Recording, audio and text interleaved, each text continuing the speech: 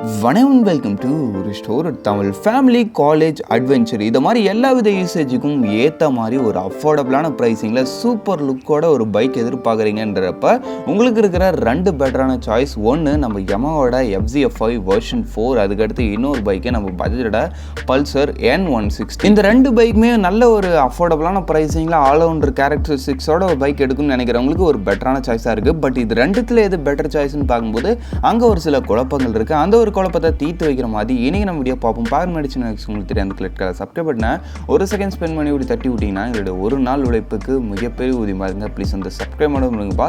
சரி, இப்போ நம்ம அதிகமாக பேசாமல் வீடியோக்குள்ளே போகலாமா? சரி ஓகே. ஃபர்ஸ்ட் விஷயம் நம்மளுக்கு வண்டியோட டிசைன் செக்மெண்ட். வண்டியோட டிசைன் செக்மெண்ட் வைஸ் 4,000 பார்த்தீங்கன்னா நம்ம பஜாஜோட பல்சர் N160 உங்களுக்கு நல்ல கொஞ்சம் அந்த ஒரு அக்ரெசிவ் ஸ்டைலிங்கில் இருக்கக்கூடிய ஒரு நேக்கட் ஸ்போர்ட்ஸ் பைக்காகவே ஆஃபர் பண்ணுறாங்க. டிசைன் பொறுத்தளவுக்கு பார்க்கறதுக்கு ரியலி நல்லாவே இருக்குன்னு சொல்லலாம். நெக்ஸ்ட் விஷயம் உங்களுக்கு இந்த யமாவோட FZ5 வெர்ஷன் 4 டிசைன் பொறுத்தளவுக்கு அது கொஞ்சம் உங்களுக்கு அந்த ஒரு மாஸ்குலின் டைப்பில் இருக்கும். அதான் ஒரு மாஸ்குலின் டைப்பில் இருக்கக்கூடிய ஒரு ஸ்போர்ட்டி டிசைன் சொல்லலாம். டிசைன் விஷயத்தில் நீங்கள் தான் சொல்லணும் எது உங்களுக்கு ஃபேவரட்டாக இருக்குன்றது. பட் என்னோட சஜஷன் என்னன்னா ரெண்டு டிசைனும் பார்க்கறதுக்கு நல்ல ஒரு அட்ராக்டிவாகவே இருக்குன்னு சொல்லலாம். அதுலேயும் குறிப்பாக நம்ம யமா FZ5ல ஏகப்பட்ட கலர் ஸ்கீம்ஸ் அது எல்லாமே சூப்பராகவே இருக்குது. சரி ஓகே. நெக்ஸ்ட் விஷயம் இந்த டிசைனில் build quality and fit and finish மாதிரி விஷயங்கள் பார்க்குறோன்றப்ப அந்த இடத்துல ரெண்டு பேரும் ஒன்றும் சூப்பரான பில்ட் குவாலிட்டி அது மாதிரிலாம் இல்லை. ரெண்டு பேர்லையும் சுமாரான பில்ட் குவாலிட்டி தான். அதுலேயும் குறிப்பாக நம்ம யமா FZ5ல கொஞ்சம் ஓவர் பிளாஸ்டிக் பார்ட்ஸ் இருக்கும். அதெல்லாம் ஒரு சில ஃபிட் அண்ட் ஃபினிஷ் இஷ்யூமே இருக்குன்ற ஒரு விஷயத்தையும் நம்ம இந்த இடத்துல நோட்டீஸ் பண்ணி தான் ஆகணும். அதுக்கடுத்து நம்ம பல்சர்லுமே கொஞ்சம் சுமாரான ஃபிட் அண்ட் ஃபினிஷ் தான்றப்ப குவாலிட்டி விஷயத்தில் ரெண்டு பேரும் ஒன்றா பெருசாக சொல்லும்படி இல்லை. சரி ஓகே. நெக்ஸ்ட் விஷயம் நம்மளுக்கு வண்டியோட ரைடிங் எக்கனாமிக்ஸ் மாதிரி விஷயங்கள் பொறுத்தளவுக்குன்னு பார்த்தீங்கன்னா ரைடர் கம்ஃபர்ட் இந்த ரெண்டு வண்டியிலையும் குறையில உங்களுக்கு ஓரளவுக்கு நல்ல ஒரு அப்ரைட்டான ரைடிங் ஸ்டான்ஸ் தான். சீட்டிங் பொறுத்தளவுக்கும் ரெண்டுத்துலேயும் நல்ல கம்ஃபர்டபுளான சீட்டிங்கே வருது. பட் நம்ம யமா FZ5ல உங்களுக்கு சிங்கிள் சீட் செட்டப் வரும். பட் நம்ம பஜாஜோட பல்சர் N160ல உங்களுக்கு ஸ்ப்ளிட் சீட்டு. பட் ஸ்ப்ளிட் சீட்டாக இருந்தாலுமே நம்ம பஜாஜில் நல்ல ஒரு கம்ஃபர்டபுளான சீட்னே சொல்லலாம். பட் நம்ம யமாவில் சிங்கிள் சீட்டாக இருந்தாலுமே கொஞ்சம் ஸ்டிஃபான ஒரு சீட்ஸாக இருக்கும். ஆனால் சீட்டிங் ஸ்பேஸ்ன்னு பார்க்கும்போது நிச்சயமாக நம்ம யமா FZ5ல நல்ல ஒரு பெரிய சீட்டு, கொஞ்சம் எக்ஸ்ட்ரா குஷனிங் மட்டும் தேவைப்படுது. அது நம்ம கூட எக்ஸ்ட்ரா ஸ்பாஞ்சு வச்சு பண்ணிக்கலாம். அப்படின்னு பார்க்கும்போது சீட்டிங் விஷயத்தில் ரியலி நம்ம யமா FZ5ம் சரி நம்ம பஜாஜோட பல்சரும் சரி ஓரளவுக்கு பெட்டராக இருக்காங்க. ஒன் ஸ்டெப் நம்ம யமஹா கொஞ்சம் பெட்டராக இருக்காங்க ஸ்பேஸ் விஷயம். சரி ஓகே. நெக்ஸ்ட் விஷயம் நம்மளுக்கு வண்டியோட சஸ்பென்ஷன் செட்டப் வைஸ் பொறுத்தளவுன்னு பார்த்தீங்கன்னா நம்ம யமா FZ5லையும் சரி நம்ம பஜாஜோட பல்சர்லையும் சரி ஃப்ரண்ட்டில் உங்களுக்கு ரெண்டுத்துலையும் டெலஸ்கோபிக் ஃபோர்க் சஸ்பென்ஷனும் பின்னாடி வந்து மோனோஷாக் சஸ்பென்ஷனும் வருது.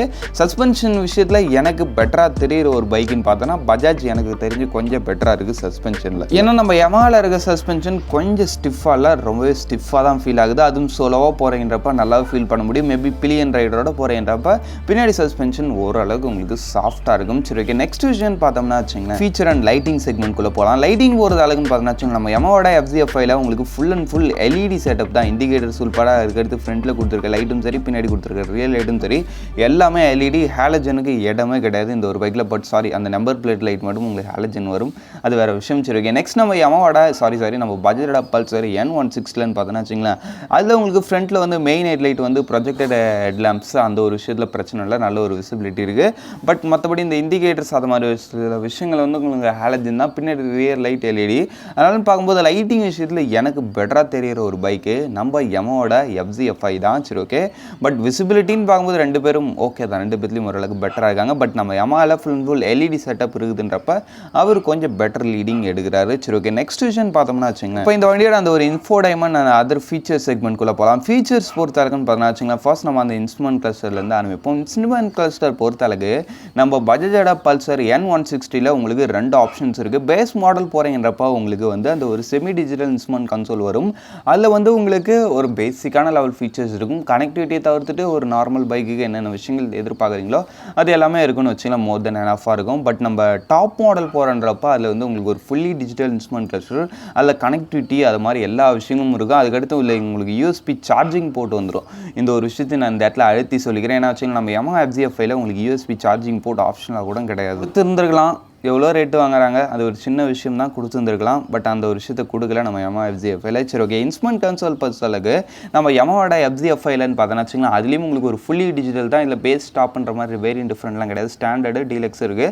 ரெண்டுத்துலேயும் உங்களுக்கு ஒரே மாதிரி ஒரு இன்ஸ்ட்ருமெண்ட் கிளஸ்டர் தான். நம்ம MT15ல கொடுத்துருந்த அதே ஒரு இன்ஸ்ட்ருமெண்ட் கிளஸ்டர் தூக்கி ஒரு சில இன்ஃபர்மேஷன்ஸை கொஞ்சம் கம்மி பண்ணி கொடுத்துருக்காங்கன்னே சொல்லலாம். ஆமாங்க, பட் இன்ஸ்ட்ருமெண்ட் கிளஸ்டர் பார்க்க நல்லா இருக்குது. பட் எனக்கு தெரிஞ்சு ஃபீச்சர்ஸ் ஒன்றும் பெருசாக அந்த அளவுக்கு இல்லை. அவன் அந்த கனெக்டிவிட்டி கொடுத்துருக்காங்க, பட் அது ஒன்றும் பெரிய விஷயம் இல்லையா. நம்ம பல்சரில் கூட கனெக்டிவிட்டி வருது. சொல்லப்போனால் நம்ம பல்சரில் இருக்கிற இன்ஸ்ட்ருமெண்ட் கிளஸ்டரே பெஸ்ட்டுன்னு சொல்லலாம். ஏன்னா அதில் உங்களுக்கு கீர் இண்டிகேஷன் வருது, பட் ஆனால் இதில் கீர் இண்டிகேஷன் கிடையாது. அப்படின்னு பார்க்கும்போது வரலாம் இன்ஸ்ட்ருமெண்ட் கிளஸ்டர் விஷயத்தில் நிச்சயமாக நம்ம பஜாஜ் பல்சர் கொஞ்சம் பெட்டராகவே இருக்காங்க. அந்த ஒரு கீர் இண்டிகேஷன், அதுக்கடுத்து யூஎஸ்பி சார்ஜிங் போர்ட், அதை மாதிரி ஒரு சில சின்ன சின்ன விஷயங்களை மிஸ் பண்ணிட்டாங்க. கொடுத்துருந்தாங்கன்னா ரொம்பவே சூப்பராக இருந்திருக்கும். பட் இல்லை, அதெல்லாம் விட்டுட்டு ஏதோ ட்ராக்ஷன் கண்ட்ரோல்னு ஒரு விஷயத்தை கொடுத்துருக்காங்க. அது இந்த வண்டியோட பவருக்கு தேவையான்னு கேட்டிங்கன்னா ஒன்றும் சொல்லும்படி இல்லை. சரி, ஓகே. அப்படின்னு பார்க்கும்போது வரல ஃபீச்சர் விஷயத்துலன்னு பார்த்தோம்னா நிச்சயமாக நம்ம பஜாஜோட பல்சர் N160 தான் உங்களுக்கு பெட்டராக இருக்குது. சரி, ஓகே. நெக்ஸ்ட் நம்ம இப்போ இந்த ரெண்டு வண்டியோட இன்ஜின் செக்மெண்ட்குள்ளே போகலாம். இன்ஜின் பொறுத்த அளவுக்கு ஃபர்ஸ்ட் நம்ம இந்த Yamaha FZ5லேருந்து ஆரம்பிப்போம். நம்ம Yamaha FZ5 வெர்ஷன் 4ல் யூஸ் பண்ணிக்கிறது ஒரு 149cc சிங்கிள் சிலிண்டர் 4-stroke 2 வால்க்கான ஒரு ஏர் கூல்டு இன்ஜின் தான் கொடுத்துருக்காங்க. பட் ஏர் கூல்டாக இருந்தாலுமே ஹீட்டிங் இஷ்யூ அது மாதிரி எந்த ப்ராப்ளமும் இல்லை. ஓரளவுக்கு நல்லாவே மேனேஜபிள் பண்ணுது. சரி, ஓகே. அதுக்கடுத்து உங்களுக்கு வண்டியோட டிரான்ஸ்மிஷன் டைப் பொறுத்த அளவுக்கு 5 ஸ்பீட் கியர் பாக்ஸு, வெட் மல்டிப்ளேட்ஸ் கிளச்செல்லாம் கொஞ்சம் டைட்டாக தான் பாருது. சரி, ஓகே. இந்த இதனால் பார்த்தோன்னா வச்சுக்கலாம் வெறும் ஒரு 12.26 bhp அப்போ வருஷம் 13.3 Nm ஆஃப் டார்க்னு ப்ரொடியூஸ் பண்ணுது. பர்ஃபார்மன்ஸ் சைஸ் பொறுத்த அளவுக்கு உங்களுக்கு அந்த ஒரு லோ அண்ட் மிட் ஏரியாவில் தான் நல்ல ஃபோக்கஸ்டு. டாப் அண்ட்லாம் ஒன்றும் சொல்லும்படி இல்லை. நெக்ஸ்ட் விஷயம் வண்டியோட டாப் ஸ்பீட் பொறுத்த அளவுக்கு 115 km/h, அதுவும் நீங்கள் சோலோவாக இருந்தால் தான் போக முடியும். நெக்ஸ்ட் விஷயம் உங்களுக்கு வண்டியோட மைலேஜ் பொறுத்த அளவுக்குன்னு பார்த்தோன்னா வச்சுங்களேன் 49 kmpl இருக்குன்னு சொல்கிறாங்க. பட் இந்த ஒரு விஷயத்தில் இந்த வண்டியை குறை சொல்கிற மாதிரி இருக்காது. மைலேஜ் இந்த வண்டி கொஞ்சம் நல்லாவே இருக்குன்னு சொல்லலாம். நீங்கள் ஒரு டீசெண்டான ரீடிங் ஸ்டைல் ஹைவேஸில் மெயின்டைன் பண்ணுறீங்கிறப்ப வேறு லெவலான மைலேஜ் கிடைக்கும். சிட்டிக்குள்ளேயே நீங்கள் ஒரு டீசெண்டான ரீடிங் ஸ்டைல் மெயின்டைன் பண்ணிங்கிறப்ப ஒரு 40 to 50 வரைக்கும் கிடைக்கிறதுக்கான சான்சஸ் இருக்குன்றப்ப மைலேஜில் இந்த வண்டியில் குறை இல்லை, நல்லாவே கொடுக்குது. பட் பர்ஃபார்மன்ஸ் ஒன்றும் பெருசாக சொல்லும்படி இல்லை. பட் ஆனால் அந்த ஒரு இன்ஜின் ரிஃபைன்மெண்ட்டு, இன்ஜின் குவாலிட்டின்னு வரும்போது அந்த இடத்துல நிச்சயமாக இந்த வண்டியோட இன்ஜின் நல்ல ஒரு இடம் பிடிக்குன்னே சொல்லலாமாங்க. இன்ஜின் பொறுத்த அளவுக்கு செம்ம ரிஃபைன்டான ஒரு நல்ல டியூரபிளான ஒரு இன்ஜின்னே சொல்லலாம். எந்தவித இஷ்யூஸும் இல்லாமல் நல்லா ஸ்மூத்தாக ரன் ஆகக்கூடிய ஒரு இன்ஜின் இந்த Yamaha FZ5 இன்ஜினே சொல்லலாம். சரி, ஓகே. இப்போ அங்கே இந்த பஜாஜோட பல்சர் N160 இன்ஜின் செக்மெண்ட் பார்ப்போம். நம்ம பஜாஜ் பல்சர் N160 யூஸ் பண்ணிக்கிறதுன்னு பார்த்தோன்னா வச்சுக்கலாம் ஒரு 164.82cc சிங்கிள் சிலிண்டர் 4-stroke 2 வால்க்கான ஒரு ஆயில் கூல்டு இன்ஜின் கொடுத்துருக்காங்க. இந்த இடத்துல ஒரு லீடிங்கு, அதில் வெறும் ஏர் கூல்டு, இல்லை ஆயில் கூல்டு அப்படின்னு பார்க்கும்போது இந்த இடத்துல ஒரு ப்ளஸ் பாயிண்ட்டாக நம்ம Nக்கு. அதுக்கடுத்து இந்த வண்டியோட டிரான்ஸ்மிஷன் பொறுத்தாலும் இதுலேயும் ஒரு 5 ஸ்பீட் கியர் பாக்ஸ் தான், வெட் மல்டிப்ளேட்ஸ் கிளச் தான். இந்த என்னென்னு பார்த்தோன்னா வச்சுங்கன்னா 15.68 bhp அப்போ வருஷம் 14.65 Nm ஆஃப் டார்க்னு ப்ரொடியூஸ் பண்ணுது. பவர் ஃபிகர்ஸ் விஷயத்தில் நிச்சயமாகவே நம்ம பஜாஜ் பல்சர் NSல் N160 தான் பெஸ்ட்டு. ஏன்னா வச்சுக்கலாம் 15 bhp எங்கே இருக்குது, 12 bhp எங்கே இருக்குது, அதுக்கடுத்து 14 Nm ஆஃப் டார்க் எங்கே இருக்குது, 13 Nm ஆஃப் டார்க் எங்கே இருக்குது அப்படின்னு பார்க்கும்போது பவர் விஷயத்தில் கண்ணை மூட்டு சொல்லலாம் நம்ம பஜாஜ் பல்சர் N160 ரியலி நல்ல ஒரு பைக்காகவே இருக்குது. அதுக்கடுத்து வண்டியோட டாப் ஸ்பீட் பொறுத்தளவுக்கு 120 கம்பெனி ரிப்போர்ட்டட். பட் வண்டியால் அதுக்கு மேலேயும் போக முடியுது.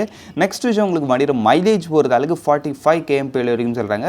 மேபி நீங்கள் இதுலேயும் ஒரு டீசெண்டான ரீடிங்ஸில் மெயின்டைன் பண்ணுறப்போ அதான் இதுலேயும் ஒரு 40 to 45 அதை மாதிரி ரேஞ்சுக்கிட்டே எதிர்பார்க்கலாம். இன்னும் கொஞ்சம் பெட்டராக கூட எதிர்பார்க்கலாம்.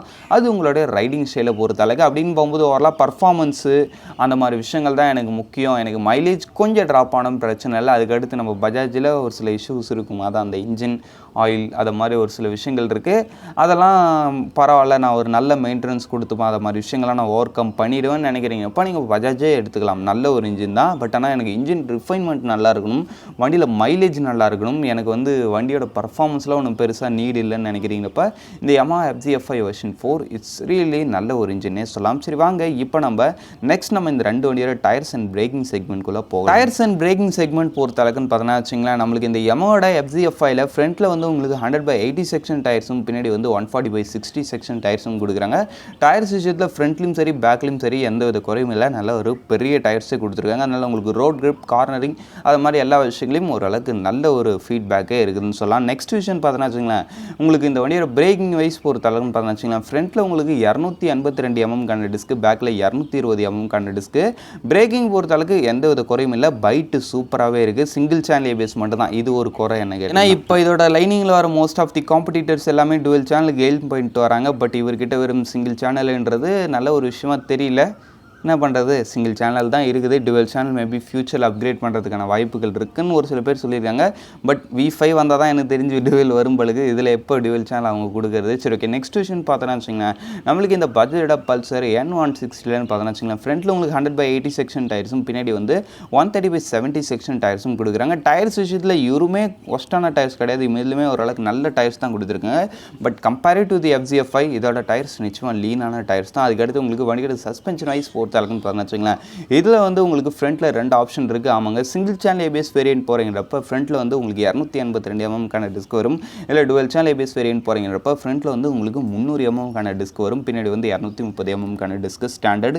இதோட பிரேக்கிங் பைட்டுமே ரொம்ப ஒரு எக்ஸலண்ட்டான ஒரு பிரேக்கிங் பைட். அது இல்லாமல் இல்லை டுவெல் சேனல் ABS இருக்குதுன்றப்ப பிரேக்கிங் விஷயத்துலையும் நம்ம பஜாஜ் பல்சர் N160 பெட்டராகவே இருக்குது. சரி, இது வரைக்கும் பார்த்ததில் உங்களுக்கு எது கரெக்டாக இருக்குன்றதை நீங்கள் முடிவு பண்ணிட்டு இருப்பீங்கன்னு நினைக்கிறேன். இப்போ ஃபைனலாக நம்ம இந்த 2 வண்டியோட ப்ரைஸிங் பார்த்துட்டு வீடியோ முடிச்சுவோம். ப்ரைஸிங் பொறுத்தாளுக்குன்னு பார்த்தீங்கன்னா வச்சுங்களேன், நான் இப்போ Yamaha FZF5 version 4 base model கிடையாது, ஸ்டாண்டர்ட் மாடல் வந்து உங்களுக்கு 1,51,000 கிட்ட வரைக்கும் வருது. அதுக்கடுத்து உங்களுக்கு டாப் மாடல் பொறுத்தாளுக்குன்னு பார்த்தீங்கன்னா வச்சுங்களேன் 1,52,000 கிட்ட வரைக்கும் வருது. ப்ரைஸிங் பொறுத்தாளுக்கு அந்த ஒரு ப்ரைஸிங்கில் அதில் கொடுத்துருக்க விஷயங்கள் ஒர்த்துனே சொல்லலாம். சரி ஓகே, நெக்ஸ்ட் விஷயம் பார்த்தீங்கன்னா வச்சுங்களேன், நம்ம பட்ஜெட்டோட பல்சர் N160 பொறுத்தளவுக்கு பேஸ் மாடல் உங்களுக்கு ஜஸ்ட் ஒரு 1,47,000 ஸ்டார்டிங்.